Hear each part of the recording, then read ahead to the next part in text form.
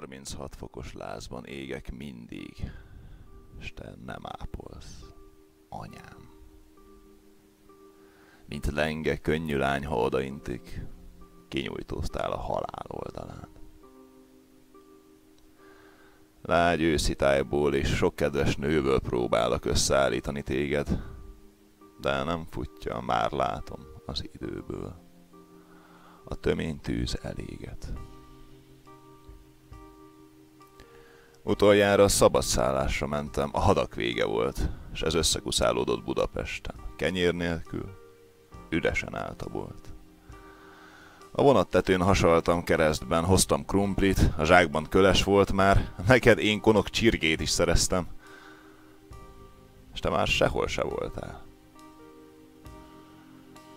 Tőlem elvetted, kukacoknak adtad édes emlőd, s magad. Vigasztaltad fiad és pirongattad, s lám, csalárt hazug volt kedves szavad. Levesem hűtötted, fújtad, kavartad, mondtad, egyél, nekem nősz nagyra szentem. Most zsíros nyírkot kóstol üres ajkad. Félrevezettél engem. Ettelek volna meg. Te vacsorádat hoztad el, kértem én. Miért görbítetted mosásnak a hátad, hogy egyengesd egy láda fenekén? Lásd, örülnék, ha megvernél még egyszer. Boldoggá tenne most, mert visszavágnék, haszontalan vagy, nem lenni igyekszes, mindent elrontsz, te árnyék. Nagyobb szélhámos vagy, mint bármelyik nő, ki csal és hiteget. Suttyomban elhagytad szerelmeidből, jajongva szült eleven hitedet.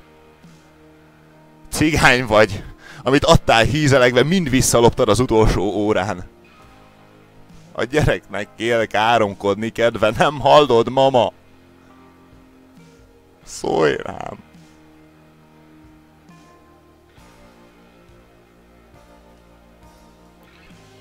Világosodik lassacskán az elmém.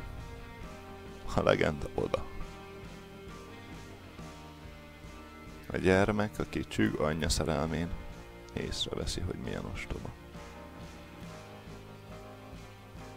Akit anya szült, az mind csalódik végül.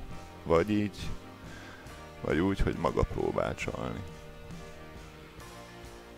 Ha küzd, hát abba, ha pedig kibékül, ebbe fog belehalni.